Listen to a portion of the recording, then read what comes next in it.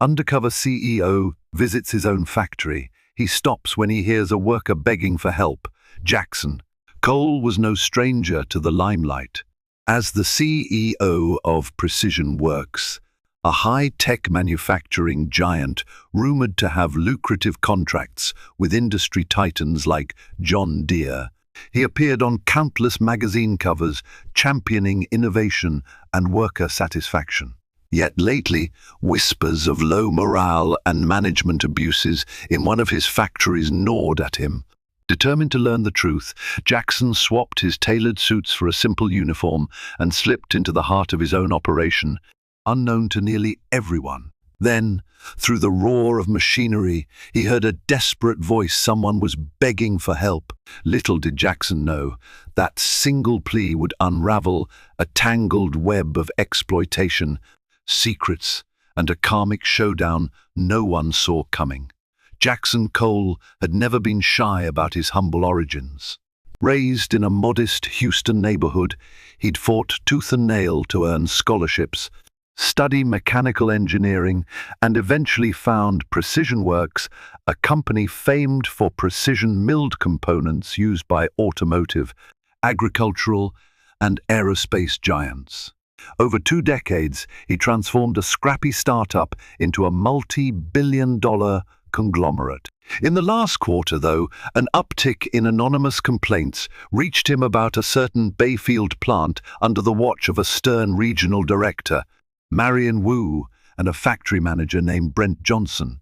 Allegations ranged from safety shortcuts to punishingly high quotas. At first, Jackson attempted a standard HR probe, but the resulting report was suspiciously glowing, contradicted by rumors from off-the-record staff.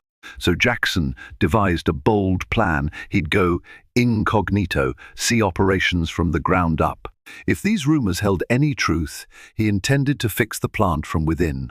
On a crisp autumn morning, Jackson left his suburban Chicago home, bidding goodbye to the usual chauffeur and corporate SUV.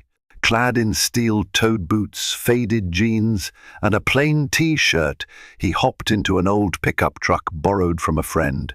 This was no mere costume. He wanted to feel as unassuming as possible, blending among line workers at the Bayfield plant. He'd arranged for only a handful of confidants to know of his ruse. The rest believed Mr. Cole was on an extended trip, negotiating a partnership overseas. With a false ID badge labeling him Jack Carter, a newly hired machine operator, Jackson approached the factory's gates. He couldn't quell the surge of nerves. For decades, he oversaw expansions from plush offices. Now, he'd glimpse the real heartbeat of his enterprise if everything went as planned. The Bayfield plant sat on a sprawling campus, multiple warehouses, loading docks, and a labyrinth of conveyor belts under cavernous roofs. A guard at the front gate, an older man named Gary, hardly glanced at Jackson's ID, waving him through after a cursory check. Jackson breathed easier, apparently. The infiltration would be simple enough. Inside, the hum of massive CNC machines mingled with forklift beeps and the hiss of cooling systems. Hard-hatted men and women bustled about, each station meticulously timed to churn out parts by the hour. Posters on the walls extolled Precision Works' mission, quality, innovation, respect. Yet the grim, harried faces around him hinted that maybe respect was in short supply. A short woman with a managerial badge, Harriet, approached him. "You the new hire?" she barked, giving him a quick once-over. Jackson nodded. "Follow me," Harriet said tersely. "Orientation's this way." Harriet led Jackson to a cramped office near the supply room. There, she handed him a stack of safety guidelines and timesheets. "Sign these," she instructed. The orientation was rushed. She barely mentioned benefits or compliance standards, focusing instead on output expectations. "We run 2 shifts. We don't want slackers. Production's everything here." As Harriet rattled off the intense daily quota for milling rotor shafts, Jackson's brow furrowed. The numbers seemed punishing, likely forcing workers into breakneck speed. Also, her abrupt manner told him staff were under pressure. No wonder rumors circulated. He politely asked about meal breaks. Harriet huffed.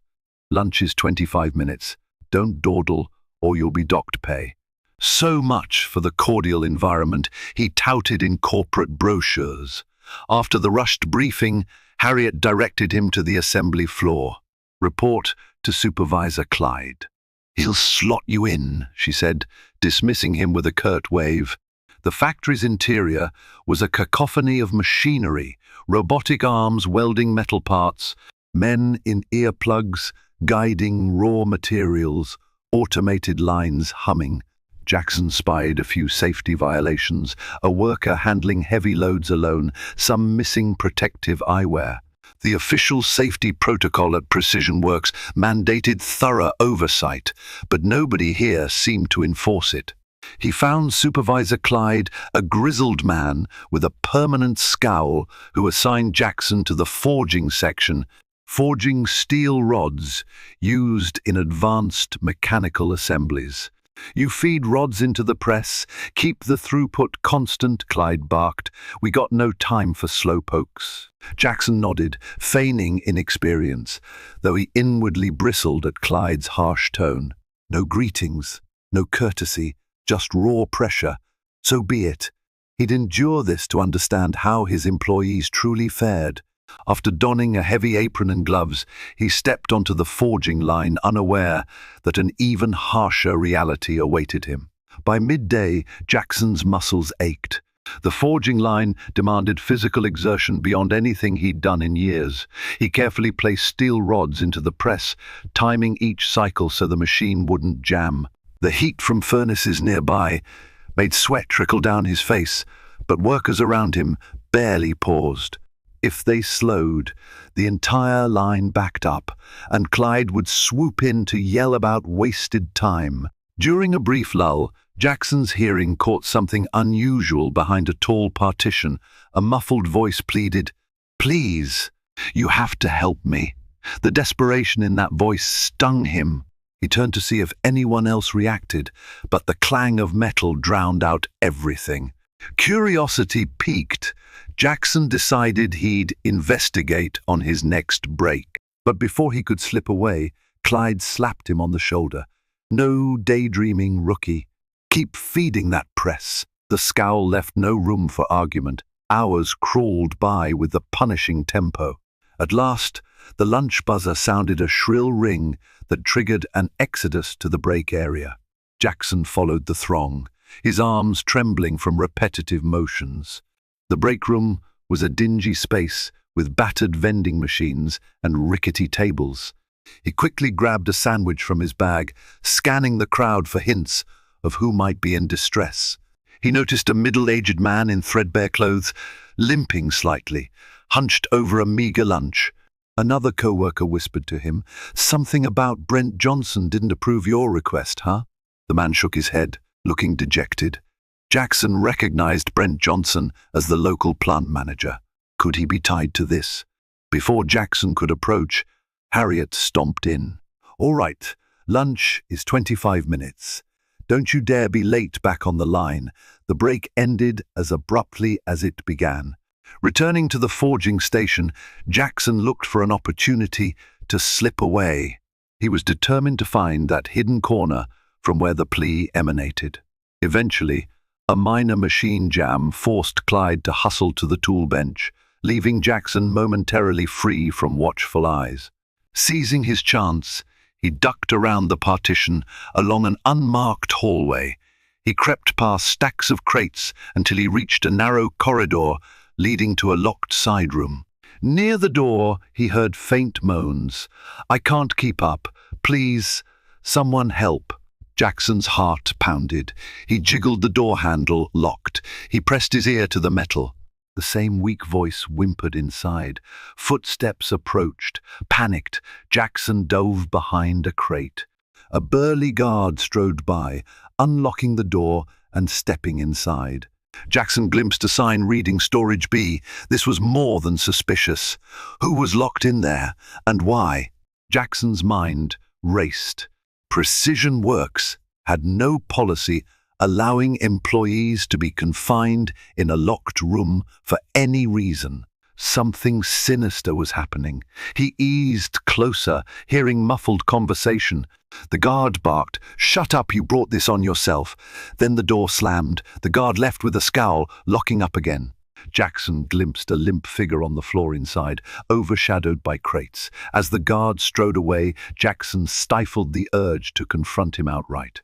He needed more intel and a safer approach.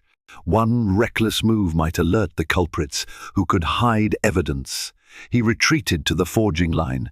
The rest of the shift passed in a haze of anxiety. He glimpsed the same guard, occasionally patrolling, never acknowledging the locked storage B. By day's end, Jackson resolved to quietly gather details. Who authorized that guard? Where was manager Brent Johnson? And how could he safely free that mysterious worker? After clocking out, Jackson lingered near the gate, hoping to spot Harriet or Clyde, or maybe that guard. Harriet breezed by, phone in hand, barking something about a management meeting. Clyde hopped into an old pickup, leaving in a hurry. The guard eventually emerged, chatting with another uniformed security officer. They parted ways soon after. Jackson stealthily followed the guard a short distance, taking note of his badge name, Lester. Lester lit a cigarette, grumbling about the guy in storage B, still whining. Jackson's blood ran cold. So it was official, someone was detained inside the factory after hours, possibly forced labor or a bizarre punishment. This was beyond mere exploitation. He retreated, deciding to call an ally who could help. He phoned Simone Alvarez, the longtime head of his personal security detail, explaining the situation. Simone was alarmed. "You suspect kidnapping? We must handle it carefully." Jackson agreed. If correct, this was criminal territory. That evening, from his makeshift lodging at a budget motel to maintain his undercover identity, Jackson anxiously weighed options. Storming the place might free the worker, but it risked blowing his cover prematurely. Alternatively, he could gather more evidence, ensuring the entire ring behind this wrongdoing was exposed, including management's role. He recalled that top leadership for Bayfield plant included Brent Johnson, who rarely appeared on the shop floor. Harriet and Clyde answered to him. Possibly, this scheme was run with his blessing. Jackson also remembered the rumor about employees who complained or fell behind quotas being penalized severely. Jackson texted Simone, "Plan for infiltration tomorrow night. Bring minimal team, discreet gear." She replied with an affirmative. He also considered contacting local police, but without solid proof, the cops might not act. Tomorrow, Jackson would approach Harriet or Cameron, glean additional clues. The next night, they'd move to rescue whoever was trapped in storage B. Morning broke with a tense hush. Jackson arrived early, noticing Harriet looked flustered. She was barking orders about last-minute inventory checks. Clyde barely acknowledged Jackson, just shoved him back to forging. Another hectic shift began, yet Jackson's mind was fixated on that locked storeroom and the faint cries for help. During the first break, he found Harriet alone in a corridor, cornering her politely. "Ma'am, can I ask about that side area near forging? I thought I heard someone calling out." Harriet stiffened. "What side area? We've got no time for your curiosity, newbie." Then she stormed off, expression uneasy.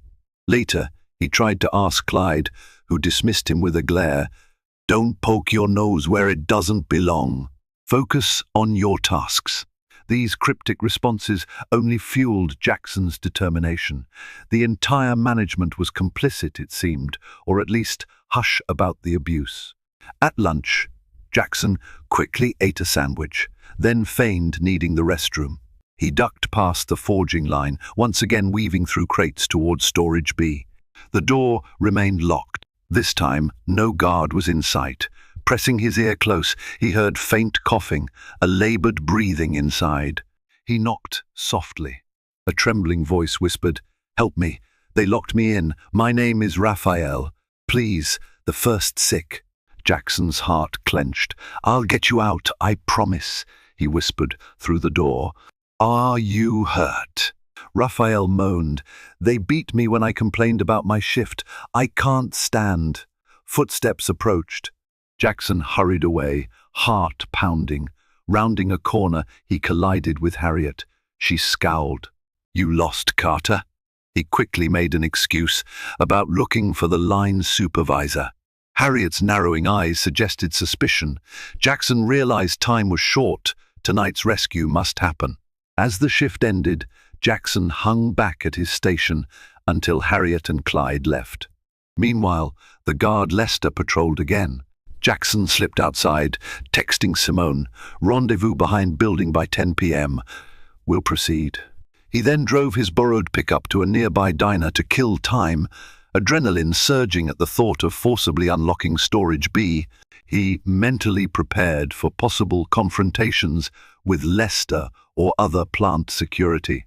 He dreaded discovering the full extent of injuries or cruelty inflicted on Rafael. Precision Works was supposed to be an industry leader in worker welfare. The fact that such brutality could happen under his brand horrified him. At 9:50 p.m., Jackson parked in the shadows near the factory's rear fence. Simone arrived with two discreet security specialists. They'd come in a plain cargo van. The plan: break into the plant quietly, free Rafael, and gather hard proof of this criminal wrongdoing. Under cover of darkness, the group slipped into the grounds. Jackson used the knowledge gleaned from 2 days on site, a seldom locked side door near the forging section. Indeed, it opened with minimal effort. Inside, only a skeleton staff might be running overnight lines, or no one if the plant had a partial shutdown. Usually, Harriet said night shift was smaller, focusing on urgent orders.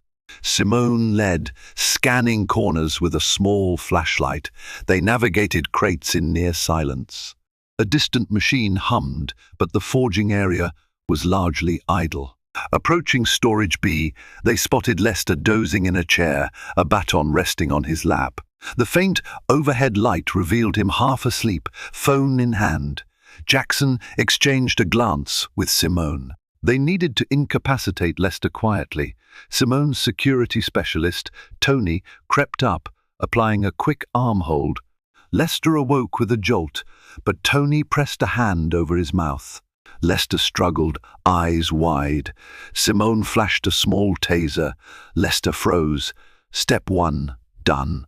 With Lester neutralized, Tony binding him with cable ties, Simone searched his pockets for keys. She found a ring, including a small brass key labeled B Perfect. Jackson's heart hammered as they clicked open the storage room. The stale air inside reeked of sweat and despair. Dim overhead lighting revealed Rafael curled on the floor, arms bruised, face contorted in pain. "Rafael," Jackson whispered gently, kneeling. "We're here to help." Simone scanned him with a first aid kit. He was dehydrated, battered, but conscious. Tearful relief washed over Rafael's features. You came," he rasped. "I thought I'd die here." Jackson's rage simmered, but he forced composure. "We'll get you medical attention," he said softly. He motioned for Simone's second specialist, Carla, to help support Rafael's weak frame. They prepared to exit. Tony kept watch on the bound Lester, who glared daggers, mumbling threats. The hardest part was escaping unseen with Rafael in tow. Rafael's condition demanded immediate medical care. Jackson directed Simone to the side door, but as they emerged into the corridor, footsteps echoed. Harriet, presumably. She muttered something about that guard, incompetent fool. In seconds, Harriet stood at the corner, eyes narrowing at the sight of Mark Carter with a small crew and a battered worker in tow. Harriet's face twisted in shock and rage. "What is this? Let him go, or I'll..." Simone stepped forward, brandishing her security ID. "Step aside, ma'am," This man is a victim of illegal detention. We have no quarrel with you if you stand down. Harriet barked, "No, you're not leaving with him." The manager's orders. But Jackson locked eyes with Harriet, voice low with authority. "I outrank your manager. Move, Harriet. Now." She froze, stunned by the steel in his tone. Harriet's confusion morphed into realization. "Who are you?" she demanded. Jackson paused, deciding the time for subterfuge was over. "I'm Jackson Cole, the CEO of Precision Works," he declared, letting the name ring out in the empty corridor. Harriet's jaw dropped. For a moment, Harriet seemed torn between defiance and fear. She glared at Simone's taser, then at Rafael's pitiful state. Finally, Harriet stepped aside, hand trembling. You can't do this," she stammered. "Manager Brent will." Jackson's voice was ice cold. "I'll deal with Brent. Right now, we're taking Rafael to a hospital. If you try to stop me, you'll be complicit in a crime." Harriet slumped, powerless. Simone and Carla carefully guided Rafael forward, his steps unsteady. They hustled outside, leaving Harriet behind in shock. The group loaded Rafael into the cargo van. Jackson glanced back at the building, fury sparking. Tomorrow, he'd return to face every manager involved in this travesty. Simone drove them to an urgent care clinic across town, aiming to avoid suspicion from local paramedics or an official hospital record that might tip off the conspirators. The clinic's doctor on duty, a sympathetic soul, treated Rafael's bruises and mild dehydration. Meanwhile, Jackson paced the waiting area, heartbreak roiling inside him. This man had been imprisoned like an animal, simply for complaining about working conditions. Rafael eventually emerged with bandaged ribs. Jackson gently inquired about what had happened. Tearful, Rafael explained, he'd been given relentless quotas, forced to skip breaks. One day, he collapsed from exhaustion. Manager Brent and Harriet decided to teach him a lesson, locking him in Storage B, guarded by Lester. They threatened to starve him if he didn't get back in line. Jackson clenched his fists. "That ends now," he vowed. "Rafael, you're safe with me. I promise justice." Before dawn, Jackson arranged a hotel room for Rafael, ensuring Simone's security detail stood by. He gave explicit instructions: keep the location secret, protect Rafael at all costs. Then Jackson retreated to his borrowed pickup, exhaustion weighing on him, but a fierce determination flickered. He dialed the one HR executive he fully trusted, Elena Wright, rousing her from bed. He recounted the shocking events and demanded an immediate on-site HR and legal crackdown at Bayfield. "Elena, gather a corporate team. I'll meet you at the plant at noon. Don't warn local managers. We need the element of surprise." Elena, appalled, pledged full support. With that set, Jackson tried to snatch a few hours of restless sleep. At sunrise, he'd confirm that Rafael was stable, then confront Brent Johnson and the entire chain of command who allowed such cruelty to fester. Hard karma was on the horizon. Come morning, Jackson arrived at the Bayfield plant in his typical CEO attire, stepping from the borrowed pickup. He had shed the Mark Carter facade. Security personnel, noticing the big boss, scrambled to greet him. Word spread like wildfire. Jackson Cole was on site. Many employees froze in astonishment, recognizing him from corporate newsletters or TV interviews. Within minutes, Harriet and Clyde emerged, pale with anxiety. Harriet stammered, "Mr. Cole, we weren't expecting you." Jackson offered a frosty stare. "Clearly not. Where's Manager Brent Johnson?" He's in the main office," Harriet answered, her voice trembling. "Good.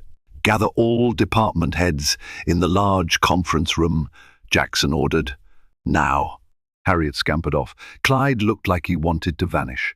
Meanwhile, A swarm of staff gawked at Jackson, some with hopeful glints in their eyes, others with dread. The showdown had begun. The main office was a glass-walled space with a sweeping view of the factory floor. Brent Johnson, middle-aged, thick-set, face etched with arrogance, sat behind a desk. He rose, surprise dancing across his features as Jackson entered, flanked by Elena Wright from HR and a small corporate legal team. Harriet and Clyde hovered behind them, visibly uneasy. Brent forced a smile. "Mr. Cole, this is an unexpected pleasure. If we'd known you were coming—" Jackson cut him off. "Spare me the pleasantries. I discovered gross abuses here, inhumane treatment of staff, illegal detention of a worker named Rafael." "Do you deny it?" Brent's face paled. "Aye, this must be a misunderstanding." "Harriet," Clyde, "what?" Elena slammed a folder on the desk. "We have evidence, eyewitness accounts, plus the victim's testimony. There's no misunderstanding. We're investigating for immediate disciplinary action." Brent stood speechless, sweat beading on his brow. Harriet piped up nervously, "Aye, we were only following instructions from Brent. He said it was an internal disciplinary measure for repeated insubordination." Brent whipped around. "Don't you throw me under the bus, Harriet. You and Clyde had a hand in this." Clyde stepped back, eyes wide, trembling. Jackson lifted a hand. "Enough. I want full transparency." "Harriet," Clyde, "if you cooperated with or facilitated the abuse, you'll be held accountable too. But lying will only worsen your situation." Clyde's voice cracked. "He told us to keep quiet or we'd lose our jobs." "I didn't. We never thought it'd go this far." Elena frowned. "That's no excuse. You aided and abetted a crime." Jackson's anger simmered. "Consider yourself suspended pending a final decision." "Brent, as of now, you are terminated. Turn in your badge." Brent's mouth fell open, a mix of fury and panic. Despite Brent's blustering attempts to defend himself, Jackson remained resolute. "Get your belongings and leave the premises," he said icily. "Legal will handle further steps. We may press charges if Rafael chooses to do so." Brent lashed out. "You can't do this. I've doubled production in the last quarter. This place is a success because of me." Jackson's retort was swift. "We do not measure success by cruelty. Your methods are reprehensible. Now go." Harriet and Clyde stood by, silent. With no avenue left, Brent cursed and stormed out. The staff parted in the hallway, giving him wide berth, some glaring, others relieved. Jackson glanced at Harriet. "You and Clyde prepare a written statement about everything that happened. Corporate HR will decide your fate after we confirm the extent of your involvement." Harriet swallowed hard. Clyde looked on the verge of tears. Elena quickly organized on-site interviews with workers, including those from forging, assembly, and shipping. The stories poured in: wage theft allegations, forced overtime, humiliating punishments for not meeting unrealistic targets. Harriet and Clyde had enforced these policies under Brent's direct orders, though they often complied to keep their own jobs. Some staff described near accidents and unsafe conditions, unreported because managers threatened firing if they complained. Jackson's heartbreak deepened with each testimony. He had always pictured Precision Works as a second family for employees. The trust was shattered, but now, at least, the truth was out. He assured staff that changes were immediate and permanent. Angela from Forging approached him timidly. "Sir, we truly appreciate you stepping in." We were losing hope. The sincerity in her eyes nearly moved Jackson to tears. He repeated the same promise to everyone: no more abuses. "You have my word." Meanwhile, local authorities arrived to investigate the kidnapping angle. Simone provided them details of how Rafael was found. Rafael's formal statement sealed the case. Harriet and Clyde, while not physically restraining Rafael themselves, admitted they complied with Brent's plan. The guard, Lester, faced separate charges. The entire fiasco garnered media attention, painting an ugly portrait of abuse at a major factory. Jackson faced the cameras outside the plant gates. "I'm disgusted by what occurred under my watch," he stated solemnly. "I take full responsibility for failing to detect it sooner. Precision Works will rectify every harm done. We will stand by our workers." The press hammered him with questions, but he kept his composure, displaying genuine remorse and a firm commitment to reform. Inside, employees glimpsed the televised coverage, some weeping with relief. Real change was finally happening. In the aftermath, Harriet and Clyde's fates hung in the balance. Harriet claimed she was coerced, but multiple staff reported her complicity and harshness. Clyde confessed more fully, apologizing for not speaking up. HR recommended Harriet's termination for direct involvement and Clyde's demotion with probation. Jackson approved these measures, though part of him felt pity for Clyde's cowardice. Harriet left the plant in tears, a cautionary tale of how fear or ambition can lead to monstrous acts. Rafael, once stable enough, re-entered the plant to greet co-workers. An emotional scene ensued. Jackson personally apologized to him, ensuring all medical bills and lost wages were covered. He even offered therapy resources. Overwhelmed, Rafael thanked Jackson, though nightmares of that locked room still haunted him. The staff, seeing real accountability, began to trust that corporate's vow for a humane workplace might finally ring true. Within days, a new plant manager arrived, Aisha Moore, a seasoned professional from another Precision Works facility known for strong leadership and compassionate management. Jackson introduced her personally, praising her track record. She addressed the workers in a heartfelt meeting, outlining a new code of collaboration. Gone were the brutal quotas. Instead, they'd focus on efficiency with safety and wellness in mind. Skeptical employees soon warmed to Aisha's approach. She visited each station, listened to concerns, and ensured supervisors provided respectful guidance. The forging line's atmosphere shifted from gloom to cautious optimism. Workers found they could breathe easier, take short water breaks, and still meet revised quotas. A wave of relief spread across departments. Jackson oversaw these transitions, feeling a glimmer of hope that the plant could exemplify Precision Works' original mission, where laborers were valued, not just cogs in a profit machine. Despite the improvements, external challenges loomed. The local press ran scathing articles about the detention scandal. Rival companies whispered to clients that Precision Works tolerated abusive practices. The brand's reputation took a hit in certain markets.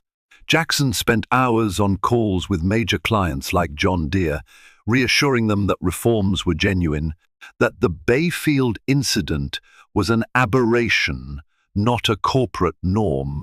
He also made public gestures, hosting an open house day at the plant, inviting community members to see the safer environment. Employees, newly confident, showcased their streamlined processes and improved morale. Some local activists remained critical, but the transparency impressed many. Bit by bit, negative headlines were balanced by new coverage praising swift corporate accountability. Jackson realized Precision Works was forging a renewed identity, tested by crisis, striving to become more just. Meanwhile, Brent Johnson's downfall continued. He was arrested on suspicion of false imprisonment, assault, and labor law violations. Harriet's testimony against him weighed heavily in the prosecution's case. Brent's attorney tried painting the fiasco as overblown discipline, but with Rafael's harrowing account and physical evidence of the locked storeroom, the argument crumbled. If convicted, Brent faced potential prison time. Jackson watched the legal developments with mixed emotions, fury at Brent's cruelty, sadness that an executive in his company turned so monstrous. Still, accountability was necessary. Simone gave him updates from the trial preparation, ensuring Precision Works cooperated fully. Rafael, though anxious, seemed resolute about testifying. Jackson assured him of ongoing protection and financial support for therapy or legal costs. The path to closure was winding, but the day of reckoning neared for Brent Johnson as well. Back at the Bayfield plant, Aisha more systematically introduced new training for supervisors. She also expanded the safety committee, allowing rank and file workers direct input. These steps fostered a sense of empowerment. The forging line that once reeked of tension and fear was now abuzz with supportive collaboration. People willingly helped each other meet goals, and any mechanical glitches were promptly addressed without fear of repercussion. Jackson visited often, chatting with staff. He noticed Angela, the forging operator who'd cautioned him about the environment, now wore a contented smile, proud of the improvements. Even Clyde, demoted to a line position, worked earnestly, seemingly grateful for a second chance. The transformation was tangible. During a shift break, Angela pulled Jackson aside. "Mr. Cole," she said softly, "thank you for hearing us. You changed everything." He replied simply, "I just did what was right." "And call me Jackson." Reports from HR and finance indicated that productivity, while initially dipping after the big purge, had rebounded. Overtime costs stabilized and staff retention improved. Freed from oppressive quotas, employees found they could sustain quality work without burnout. Their loyalty, spurred by Jackson's personal intervention, soared. One evening, Jackson hosted a dinner with a handful of plant workers, including Rafael. Over a casual meal, they discussed daily challenges and fresh ideas. Rafael, though still healing emotionally, expressed gratitude. "Never thought a CEO would personally rescue me," he said, voice wavering. "You proved me wrong." Jackson grew introspective. That first day going undercover felt a lifetime ago. He realized how easy it was for top executives to remain blissfully ignorant of on-the-ground realities. The entire ordeal reinforced a principle. Leadership demanded stepping out of one's comfort zone to listen and act. Hard karma indeed had come for the wicked and spurred justice for all. A few weeks later, a new challenge emerged. An anonymous letter to corporate suggested some leftover staff, loyal to Brent's methods, were quietly sabotaging lines, spreading rumors that Aisha's kinder approach would reduce profits. Elena brought the letter to Jackson. "Do we treat this seriously?" she asked. Jackson nodded. "Yes. We'll have Aisha investigate. We can't afford sabotage." The possibility indicated that not all pockets of the old culture were gone. Some might cling to fear-based management. Aisha discreetly questioned team leads. Soon, a small clique of older supervisors was identified, resentful of the reformed environment. They believed in hard discipline. Jackson, upon verifying their involvement in minor sabotage, like misallocating materials, misreporting times, terminated 2 ringleaders. The rest were given final warnings. The message was clear: Precision Works had zero tolerance for destructive or abusive mindsets. Despite intermittent setbacks, the plant's morale trajectory remained positive. The local media, noting the swift firings of saboteurs, reported that Precision Works was truly purging old toxic habits. Jackson also extended an olive branch to local labor advocates, inviting them to tour the improved facility and provide feedback. Some were skeptical, but they left moderately impressed by the changes. Meanwhile, the forging line where Jackson once toiled incognito had become a beacon of best practices: ergonomic stations, fair quotas, rotating tasks to prevent repetitive strain. Worker injuries decreased, morale soared. Angela teased Jackson that the forging line wanted him to come back any time, boss, though with less physical strain, they joked. He laughed, recalling how draining the work had been. In the background, the legal case against Brent Johnson progressed. A trial date loomed, with the media primed for sensational coverage. Jackson braced for another wave of scrutiny. When the trial finally commenced, public interest spiked. The prosecution painted Brent Johnson as a tyrant who exploited corporate oversight gaps to enforce his sadistic brand of discipline. Rafael testified, recounting how he'd been starved and beaten.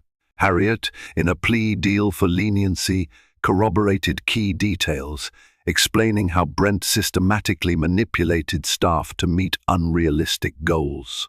Clyde testified regretfully, admitting his own failure to intervene, but clarifying that Brent masterminded the scheme. The defense tried portraying Brent as a scapegoat, claiming he merely enforced tough productivity measures. But audio recordings secretly captured by Harriet, ironically played in court, revealing Brent's explicit threats. The judge's disapproving glare left no doubt. In the end, the jury found Brent guilty on multiple counts, including unlawful imprisonment and assault. He faced years of potential incarceration. Leaving the courthouse, Jackson felt a peculiar mix of sorrow and relief. Justice was served, though it wouldn't erase the trauma inflicted. The press swarmed him, and he reiterated Precision Works' unwavering stance against any form of worker abuse. With Brent Johnson's conviction, the final piece of the karmic puzzle fell into place. Harriet's reduced sentence or penalty, to be determined by the courts, hinged on her cooperation, while Lester the guard similarly faced punishment. The rest of the plant overcame their fear. Freed from intimidation, employees began sharing fresh improvement ideas for new product lines and better safety measures. One sunny afternoon, the factory organized a family day. Workers brought spouses and kids, touring the plant with pride. Kids gawked at the forging line, now safer and more open. Aisha's staff provided fun demonstrations. Jackson attended, mingling with families. He spotted Rafael playing with his young daughter, smiling widely, an image of a man regaining hope after a harrowing ordeal. Amid the laughter and grilled food, Jackson's heart soared. The darkness that once plagued the Bayfield plant was replaced by a spirit of unity and mutual respect. To ensure no corner of Precision Works harbored similar rot, Jackson mandated random, unannounced visits to all plants nationwide. Some employees, spooked by the Undercover CEO rumor, realized the big boss might appear anywhere. Productivity soared, but more importantly, complaints about bullying or corner cutting plummeted as managers realized they couldn't hide behind polished reports. The Bayfield plant remained a testament to the power of redemption. Under Aisha's leadership, it led in production efficiency and worker satisfaction. A brand new suggestion box, genuinely used by staff, led to refined workflows that saved costs. The once dingy break room was renovated, providing a decent lounge. Meanwhile, Clyde, having atoned for his complicity, became an advocate for worker safety, ironically championing the very values he once neglected. For Jackson, each returning trip to Bayfield felt like an affirmation. Adversity had taught them all an invaluable lesson. Mid-year, Precision Works hosted its annual Leadership Summit in Chicago. Representatives from each facility attended. Typically, these summits were dull, but this year, everyone buzzed with anticipation of new policies shaped by the Bayfield revelations. Jackson delivered the keynote speech, addressing a packed auditorium of managers and executives. He spoke candidly. "We came dangerously close to losing our moral compass. Through bold action, some might call it undercover, we exposed wrongdoing. But let's not forget, our success relies on every worker feeling safe, respected, and valued." Applause broke out. He unveiled a worker dignity charter requiring all precision work sites to adopt robust safety committees, open communication channels, and a zero-tolerance stance on harassment. Staff across the company watched a live stream, many cheering. By the summit's close, a wave of optimism united the entire organization, as if Bayfield's ordeal had galvanized them into a stronger, more ethical collective. Simone, Jackson's head of security, approached him after the summit. "It's remarkable, boss," she said quietly. "A year ago, you didn't suspect such horrors existed in your own plant. Now you're leading an industry example." Jackson exhaled. "It's humbling, Simone. I built Precision Works from a garage startup, but I took my eyes off the day-to-day, trusting managerial layers to uphold our values. We learned the hard way that vigilance is key." Simone nodded. "And you personally risked everything going undercover. The brand could have crashed if the scandal had overshadowed your reforms. But you triumphed." Jackson offered a grateful smile. "I had help from you, from courageous employees. We did what had to be done." Reflecting on the success, Jackson resolved never again to let corporate distance blind him. The best leaders, he realized, frequently step into the trenches. A quiet evening found Jackson returning to the forging line at Bayfield for a surprise casual visit. This time, no subterfuge. Workers recognized him, greeting him warmly, even joking about how he once struggled on the line. Jackson laughed, seeing the humor in it now. He noticed the updated safety gear, improved ventilation, and more relaxed atmosphere. Production figures pinned on a board showed a modest but steady climb in efficiency. He chatted with Angela, who reported that morale remained high. She credited Aisha's supportive leadership. Jackson asked if she had any lingering concerns. Angela shrugged happily. "Not really. We're proud of what we do now. People talk openly about improvements. It's a huge difference from the oppressive vibe we had under Brent." Jackson grinned. The forging line hammered away, forging not just steel, but also a new era of trust in that once troubled factory. One day, a courier arrived at Jackson's corporate office with a letter from Harriet. She wrote from her post-firing perspective, expressing remorse for her role. She admitted she got swept up in Brent's methods out of ambition and fear. She apologized to Rafael specifically, acknowledging the cruelty she helped enable. Reading it, Jackson felt a pang of empathy. Harriet might never return to Precision Works, but at least she realized her wrongdoings. He shared the letter with Elena Wright, who sighed. "Sometimes good people do bad things under the wrong influences." Jackson nodded. Harriet's fate served as a reminder. The workplace environment truly shaped staff conduct. Another reason to keep pushing the new culture of accountability.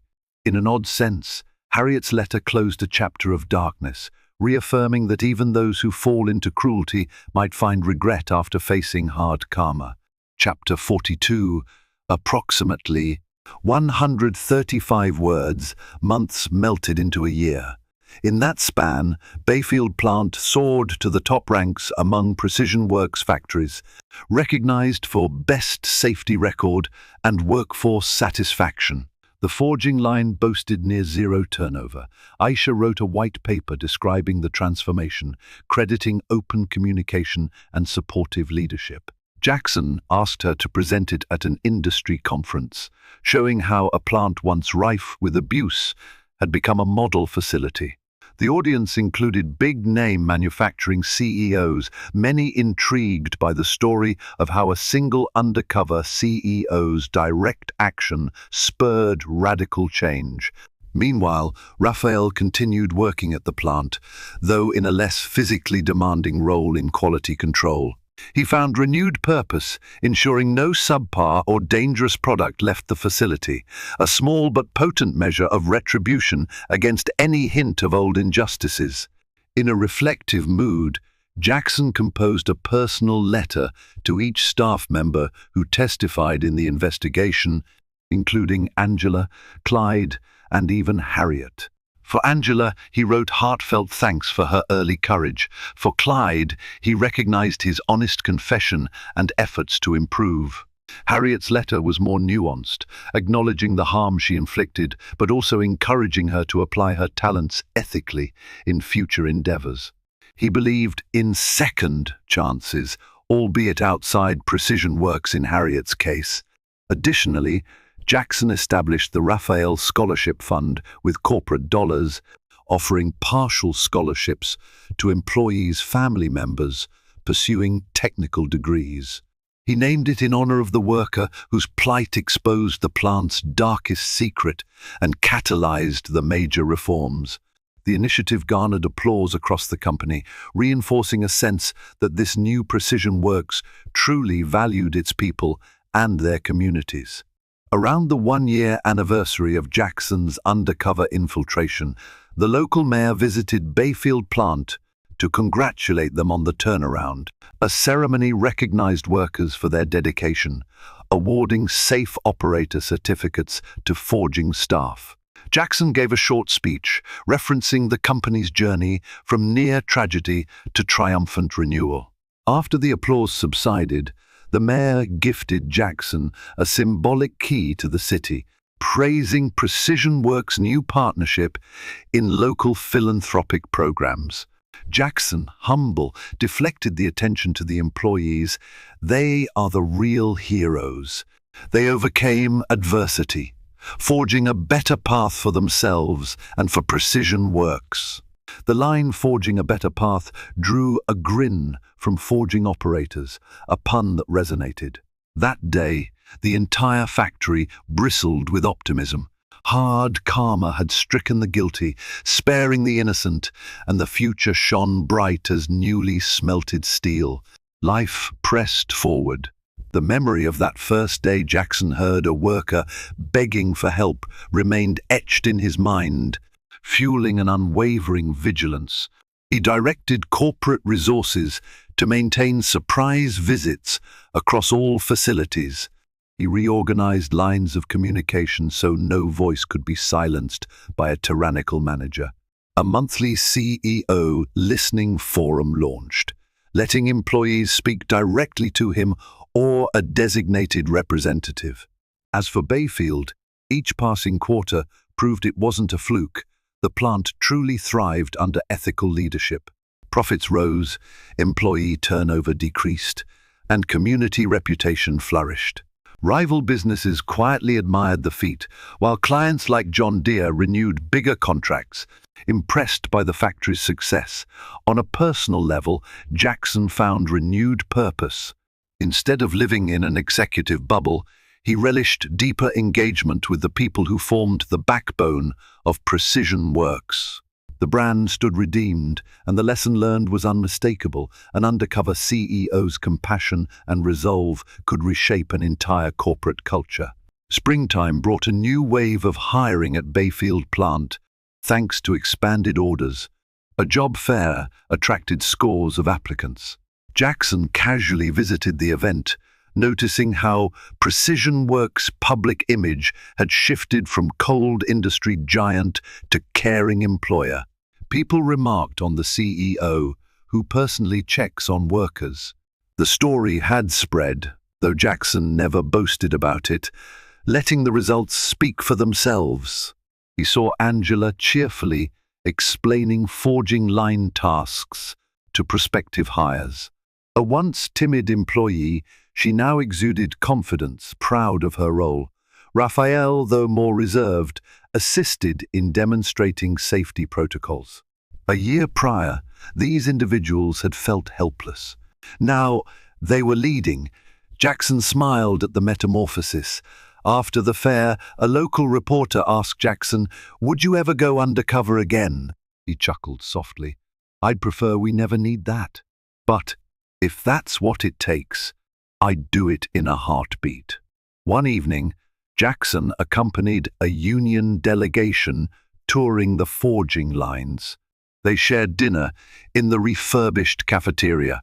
Among them was an older union rep named Darnell, who told Jackson, "I've been in the steel industry for 30 years.